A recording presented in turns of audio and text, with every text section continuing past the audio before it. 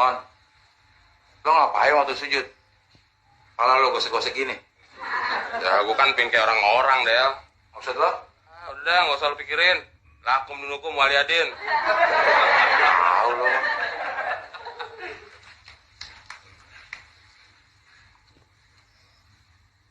Kok belum hitam juga ya? Caranya ya?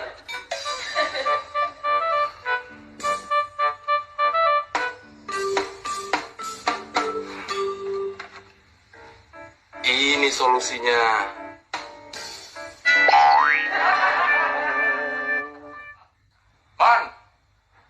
Man, cepetan dong. Ntar keburu azan nih. Gak kebagian tempat kita.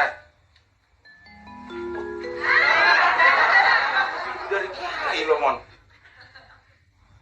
Wah. Kenapa jidat lo? Kepentok. Lu gak ngerti sih, Del. Gue kan kepingin kayak orang-orang. Maksud lo? Ya kalau jidat hitam ini kan berarti rajin sholat.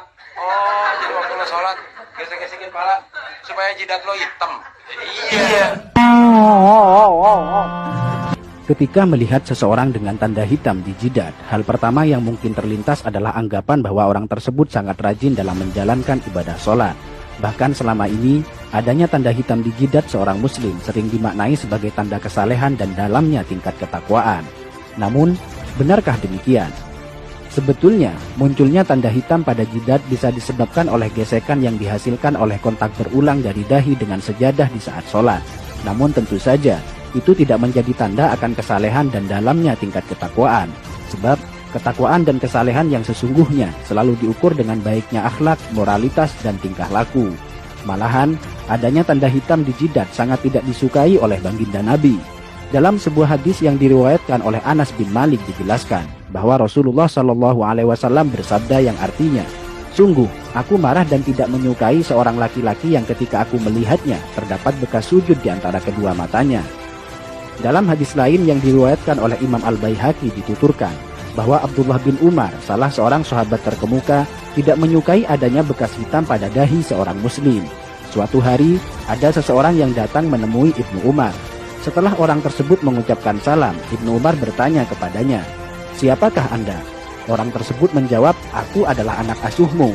Ibnu Umar melihat ada bekas sujud yang berwarna hitam di antara kedua mata orang itu. Beliau pun berkata kepadanya, "Bekas apa yang ada di antara kedua matamu itu?"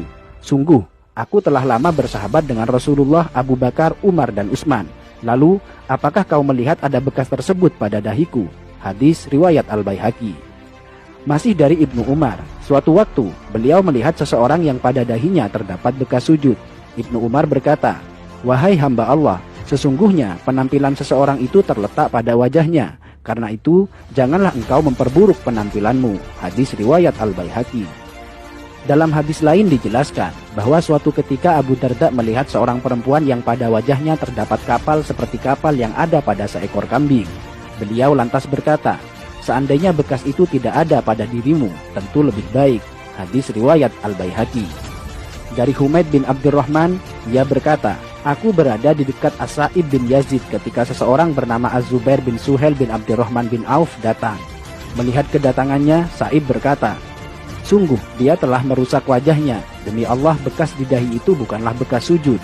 Demi Allah, aku telah sholat dengan menggunakan wajahku ini selama sekian waktu lamanya.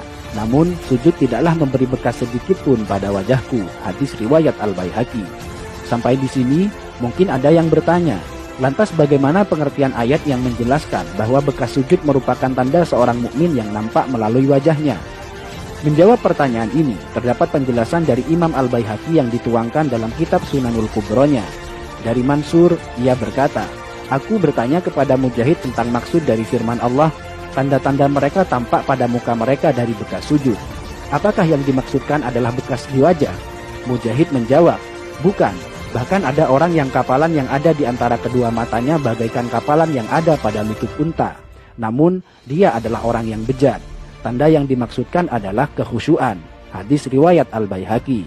Bahkan dalam kitab Hasyatus Shawi dijelaskan, bukanlah yang dimaksudkan oleh ayat adalah sebagaimana perbuatan orang-orang bodoh dan suka pamer, yaitu tanda hitam yang ada di dahi, karena hal itu adalah ciri khas dari Khawarij. Dalam sebuah hadis disebutkan, Sungguh, saya benci seseorang yang saya lihat di antara kedua matanya terdapat bekas sujud. Sampai di sini, mungkin Anda sudah paham bahwa tanda hitam di jidat sama sekali bukan tanda kesalehan.